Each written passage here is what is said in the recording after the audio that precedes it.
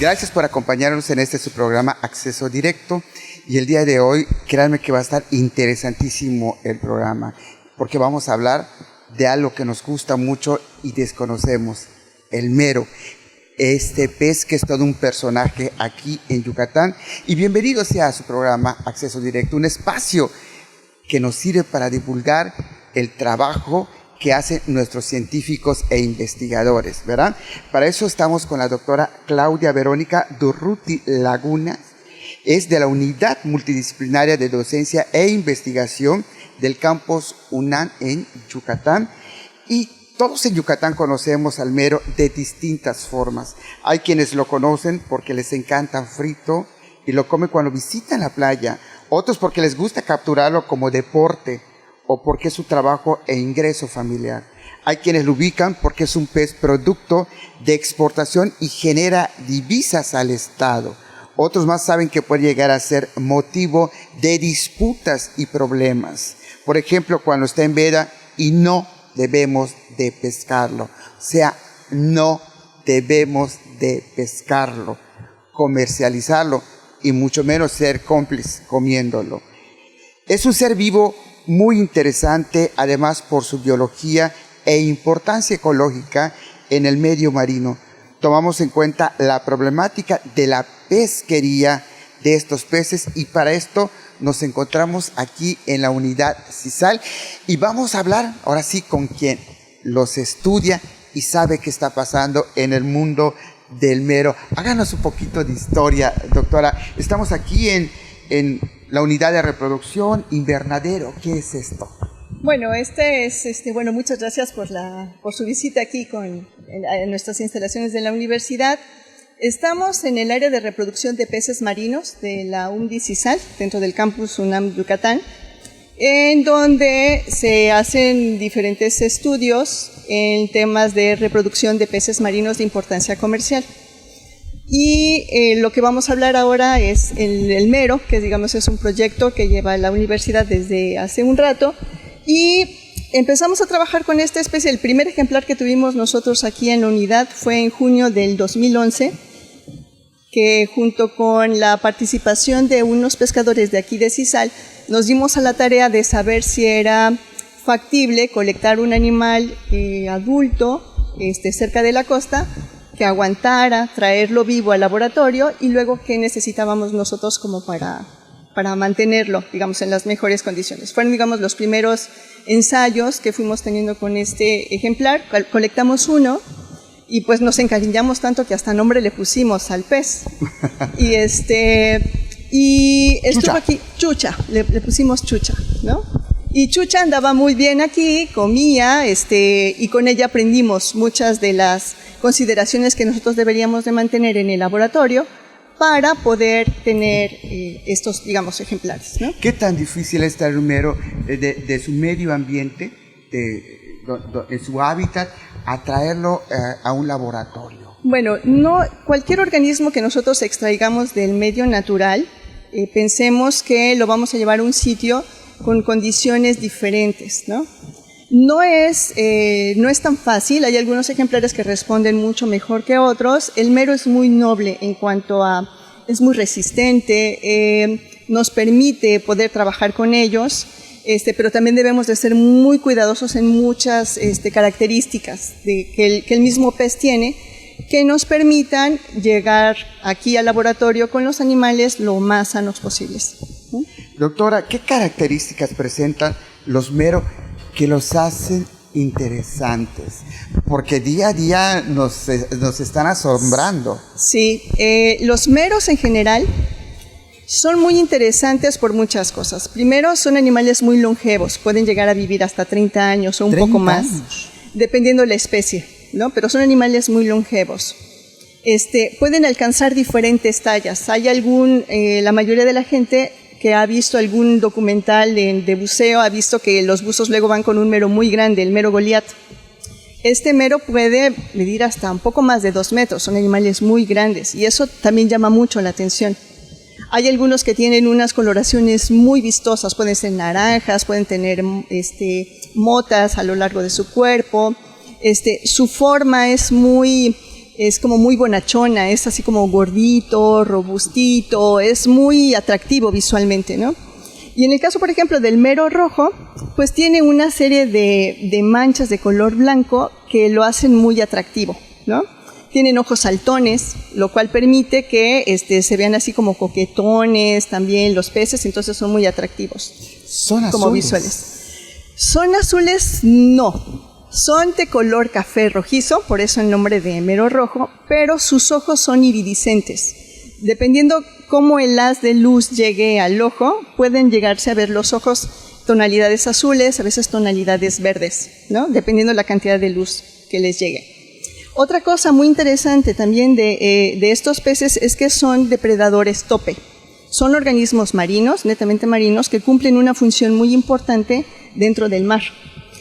Al ser depredadores tope, pues se alimentan de otras especies, ¿no? Dentro de todas las tramas tróficas que tenemos en el mar, pues son organismos que se alimentan de otros. Entonces, eso a nivel ecológico es muy importante porque si estamos atacando o deteriorando alguna de estos eslabones dentro de la cadena de alimentación, pues también estamos afectando a estos organismos, ¿no? Una cosa interesante es que ellos viven en cuevas, entonces siempre están como muy protegidos dentro de estas mismas cuevas, esperan a que pase la presa para poderla capturar, ¿no? Son carnívoros completamente, se alimentan de carne de otros organismos y son muy hábiles para la captura. Entonces eso hace como una combinación de elementos que hace muy interesante a la especie, ¿no? ¿Cuánto llegan a pesar?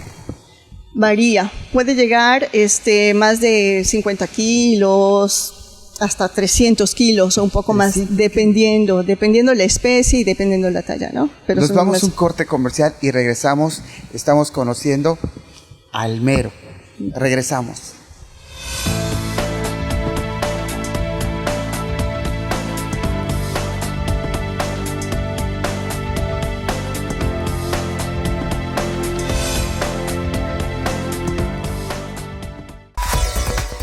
Los periodistas Emilio Moller y Emilio E. Moller, con su análisis profundo y lectura entre líneas, nos transportan a ese espacio político y de debate que solo aquí puedes ver. Primera plana por Teleplay. Viejos amigos en una nueva señal.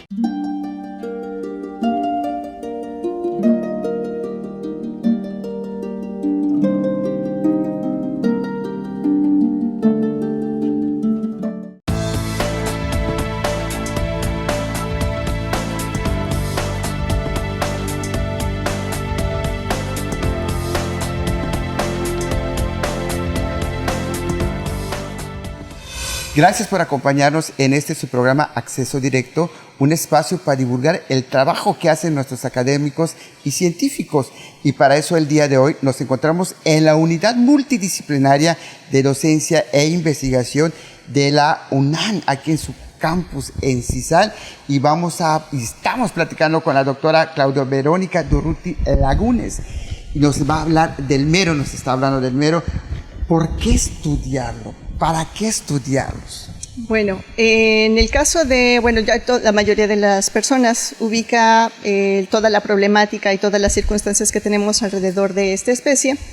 Biológicamente es muy importante conocer la misma biología, lo que conocemos como el ciclo de vida, cómo se desarrolla el animal, el tiempo que vive, cómo se desarrolla.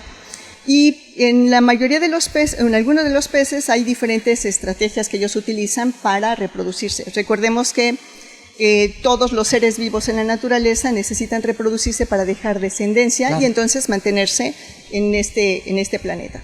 Entonces estos meros rojos tienen una estrategia de reproducción en donde los organismos primero son hembras, actúan como hembras, desarrolla su ¿Me estás órgano. diciendo que el mero primero es hembra? Sí. Recordemos que todos los seres vivos, en el caso de los animales, tenemos una estructura que se llama gónada. La gónada, pues, es el ovario o el testículo. Y esta gónada contiene todos estos células sexuales, ya sean los óvulos o los espermatozoides. El mero rojo primero desarrolla esta gónada como ovario, funciona como una hembra. Entonces es un mero que libera los huevos al mar y otros meros que son machos los fertilizan. Pero dentro de esta estrategia, a medida que el mero se va haciendo mucho más grande, tiene la posibilidad como estrategia en la misma población que ese ovario se convierta o se transforme en un testículo. Y entonces ese mero que era una hembra ahora es un macho.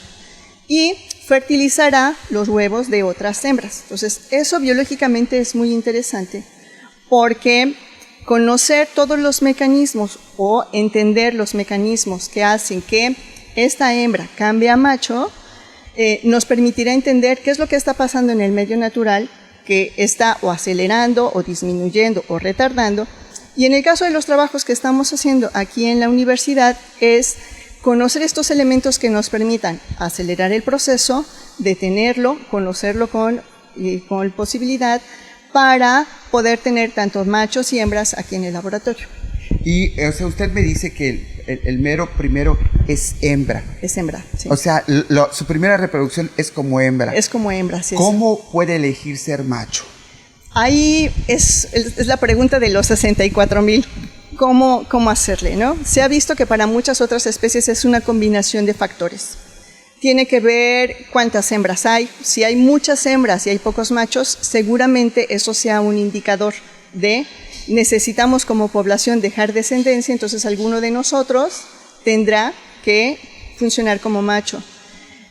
¿Cuáles son los mecanismos? Se han trabajado en algunas otras especies, a lo mejor son algunos componentes del agua, la temperatura, la salinidad. Estas cosas, también la misma comportamiento del número de individuos que haya en donde estén, ¿no?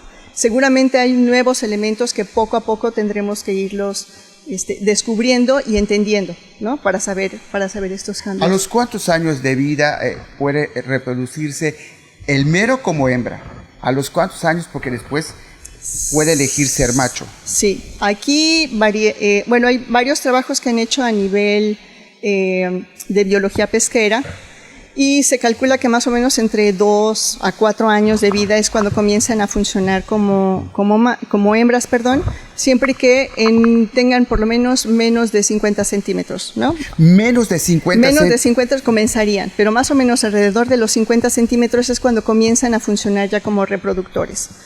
Cuando hagan el cambio, los estudios que tenemos, pues puede ser que tengan como unos 7 u 8 años más de vida. No es un proceso inmediato. Claro. No sabemos ahora si esas condiciones se siguen manteniendo o no. Lo importante es, conocer esa información para que cuando nosotros tenemos aquí los animales en el laboratorio, tengamos un seguimiento, tanto de peso, de talla, y también poder estimar la edad que tienen los organismos para saber de qué manera tratar de entender el proceso, ¿no? Sí, el cambio, ¿no? Porque el mero primero es hembra. Sí. Posteriormente se puede convertir a macho dependiendo a lo que suceda. Sí. Es muy interesante. ¿Cómo podemos identificar al mero hembra entonces del mero macho? Esa es una muy buena pregunta, ¿no? Porque si decimos que tenemos machos, meros hembras y machos, de manera visual es muy difícil. Si tú ves un mero, no vas a saber si es macho o hembra. Nos podemos guiar un poco por la talla, ¿no? Generalmente si son pequeños de talla, seguramente serán hembras. Entre más grandes sean, mayor probabilidad sea de que sean un macho. Mayor probabilidad. Mayor probabilidad. No estamos porque podemos tener hembras muy grandes, ¿no? Pero, ¿cómo le hacemos aquí en el laboratorio? Si nosotros observamos a los peces, pues cuál es el macho y cuál es la hembra. Nosotros aquí en el laboratorio tomamos una muestra de la gónada. Con una cánula tomamos una muestra de la gónada y entonces revisamos al microscopio. Encontramos óvulos, pues ya sabemos que es una hembra, ¿no? Encontramos espermatozoides, ya sabemos que es un macho. Pero visualmente es muy difícil saber, ¿no? Si es un macho y es una hembra. Entonces, esto tiene que ser estudio de laboratorio. Sí. Es muy difícil que en la naturaleza se sepa si es macho o hembra. Visualmente a lo mejor por la talla, ¿no? Si nosotros hacemos una extracción, una pesca, en la pesca, una vez que nosotros extraemos el pez, lo abrimos y extraemos la gónada e identificamos. Aquí no sacrificamos a los animales, los mantenemos vivos. Entonces hay que buscar alguna estrategia para saber su sexo sin sacrificarlo. Nos vamos a un corte comercial y regresamos. El mundo del mero es el mero mero. Regresamos.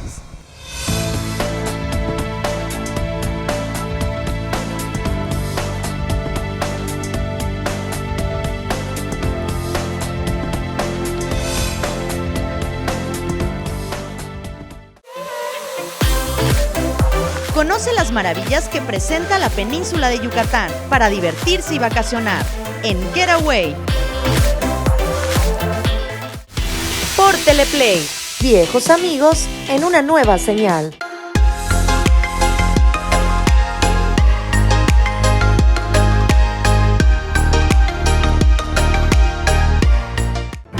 Las noticias más importantes de nuestra entidad con información actualizada y veraz. Solo las encontrarás con Freddy Heredia en Yucatán es Noticia.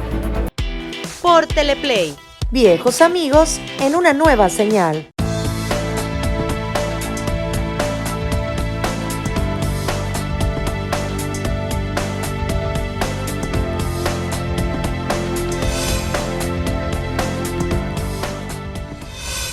Pues en este momento nos encontramos en el invernadero del Mero, en la unidad multidisciplinaria de docencia e investigación, aquí en el campus en Cisal, y vamos a alimentar a los meros, que son unos seres sociables. Al contrario, no le tienen miedo al ser humano, por supuesto que no, y creo que de eso se aprovechan muchos, de que saben que el mero es un ser social, no tiene miedo al ser humano. Ahora sí, podemos decir, tiene cierta nobleza. Sí, mira, una de las cosas que tú mencionabas es muy cierta, ¿no? Los meros son muy curiosos, se acercan con mucha facilidad. Estos ejemplares que están viendo ahora son organismos silvestres y si podrán darse cuenta, hay unos que tienen una coloración muy, muy roja, hay otros que se ven un poco como moteados, otros tirándoles un poquito a blanco. Son características que hemos podido observar con mucha más claridad aquí en el laboratorio. Hay algunos que se ponen muy blancos y el fondo es un poco más claro, dependiendo la cantidad de luz que les va llegando. Y algo que también hemos notado, que si el pez está estresado o no, también puede cambiar de coloración. Sí, cuando esté estresado, ¿de qué colores? Varía. Nosotros pensábamos en un primer momento que si los veíamos completamente blancos estaban muy estresados, pero resulta ser que no siempre es así. Entonces es como un indicador de que algo no está del todo fuera. Algo está pasando. Bueno o malo no lo sabemos, pero es algo lo que está pasando. Entonces una de las cosas que sí intentamos saber es si un animal estresado no va a comer, ¿no? Pero si come, a lo mejor no está tanto. Entonces ahora vamos a hacer la prueba de que tú determines si el pez está estresado o no, entonces les vas a dar de comer, ¿sí? Okay. Lo que tenemos aquí es un alimento que elaboramos aquí en la unidad, es una dieta que está pensada para el mero. Tíraselos, que no toque tu mano el agua. Exacto. Tíraselos. Si te das cuenta tienen mucho. Espérame, déjame ponerte varios trocitos aquí. ¿Para qué se los tiras? Lánzaselos. Eso es.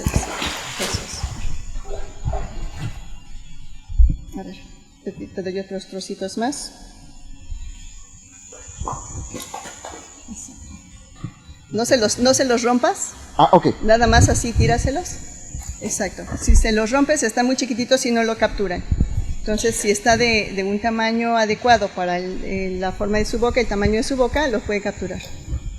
O sea, el tamaño de la boca influye mucho sobre la alimentación que adquieren. Imagínate tú que te vas a comer un frijol de 1 por 1, a que te comes y te lo dan con un tenedor, te lo dan con una cuchara, ¿no? O te comes un filete grande o un trocito pequeño. Es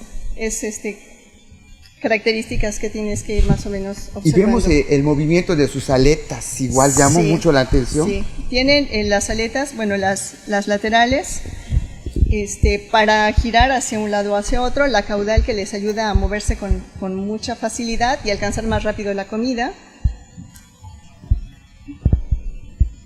La aleta caudal, ¿en qué parte del cuerpo la tiene? Para Hasta más para atrás. que Es la hasta cola. atrás. Es la cola. Es la cola, la que nos comemos frita bien rica, ¿no? Esa es la que les ayuda a moverse de una manera rápida. Es la que las impulsa, es la que los impulsa. Las aletas que están cerca de, por decirlo, de las branquias, De las son los branquias. pectorales. Sí. Laterales, eso le Laterales. llamamos laterales. Con esas van hacia un lado, hacia el otro, mantienen el equilibrio, digamos en una posición en la columna de agua se mantienen, o bien giran, se mueven hacia atrás, ¿no? Y hay otro par de aletas que están en la parte baja, las pélvicas. Esas aletas les sirven también para sostenerse en el fondo. Esas las abren y a manera como si fueran piernas, una equivalencia, se mantienen en el tanque y se quedan quietos, ¿no? ¿Y cómo está la reproducción, ahora sí, de los peces en un ambiente no natural, sobre todo el mero? ¿Sí se puede el día de mañana? Eso estamos intentando descubrir y buscar las alternativas para saber si es posible. Entonces, una de las cosas es, los animales los podemos capturar en el medio silvestre y traerlos aquí al laboratorio. Aquí en el laboratorio, si los observas, se ven cómodos, los animales nadan de una manera, digamos, natural, normal, no los ves que estén de lado, no están presentando algunas características que nos dijeran que están enfermos, ¿no? Simulamos una especie de refugios, no tienen una cueva como tal, pero sí tienen un espacio en donde ellos pudieran resguardecerse, ¿no? Y sobre todo que no están a la expectativa de sus depredadores. Esa es una. Que es el ser humano. Empezando por nosotros. Ahora los depredadores los estamos cuidando, ¿no? Estamos buscando alguna alternativa para ellos. Uh-huh. Otra de las características que usted como investigadora ha visto, algo que le haya llamado la atención. Bueno, cada día nos sorprenden cada vez que los observamos. Son animales que dan mucha tranquilidad cuando los estamos observando. Pareciera en algún momento que tienes como una conexión con ellos, ¿no? Si como te que acercas, se te quedan viendo. Se te quedan viendo, entonces giran el ojo, te están como observando también, y entonces ahí ya no sabe uno quién es el que está a expensas del otro, ¿no? Son animales que crecen, los hemos visto que crecen muy rápido, son sociables, pareciera que van identificando también, identifican muy bien los días que les toca comer, la hora que les toca comer, ¿no? Son inteligentes. Son inteligentes, sí, son inteligentes. Y de alguna manera en el cultivo lo que buscas es que también vayas generando una estrategia de lo que llamamos domesticación, ¿no? Que poco a poco se vayan acostumbrando a mantenerlos aquí. Pero no es así nada más mantenerlos y ya, ¿no? Es tener las condiciones del agua, de la temperatura, de las condiciones que ellos necesitan. ¿A qué temperatura están? Ahorita están a 27, 28 grados, ¿no? Están bien, obviamente que no es una temperatura en la cual ellos se puedan reproducir. No lo hacen, digamos, ahorita en agosto, septiembre, no lo hacen hasta final de año, cuando la temperatura es un poquito más baja. Es más, por los nortes. Sí. Entonces, ahorita es mantener a los animales, tenerlos aquí y aprender de ellos, ¿no? Aprender de ellos, evaluar las condiciones en las que los vamos teniendo. Si hay que modificar algo, pues modificarlo. Si hay que continuarlo porque lo estamos haciendo bien, bueno, pues tenerlo y documentarlo, ¿no? Doctora, pues gracias por su tiempo. No, al contrario, gracias a ustedes porque ya esperemos que por lo menos el público los vea desde otra óptica, ¿no? No solamente ya congelado. Fritos. O que saben deliciosos, eso no se quita, pero siempre tener esta parte más, no quiero decir tener humana, pero sí más como otro individuo, ¿no? Que forma parte, uno de los que el mero es bonachón. Y de sí, eso... además es bonito, ¿no? Es bonito, tiene sus características, y bueno, también sabe bueno, entonces podemos combinar ambas cosas, ¿no? Tenerlo y sensibilizarlo de que también pues siente, se estresa, se enferma, se reproduce, se muere, obviamente, crece, tiene todas las funciones que cualquier otro ser vivo, ¿no? Y aquí, pues como usted nos decía, descubrimos que con la luz sus ojos quedan azules, de colores azules. Un azul muy distintivo en la cultura maya. Sí. Y a ustedes, gracias por acompañarnos.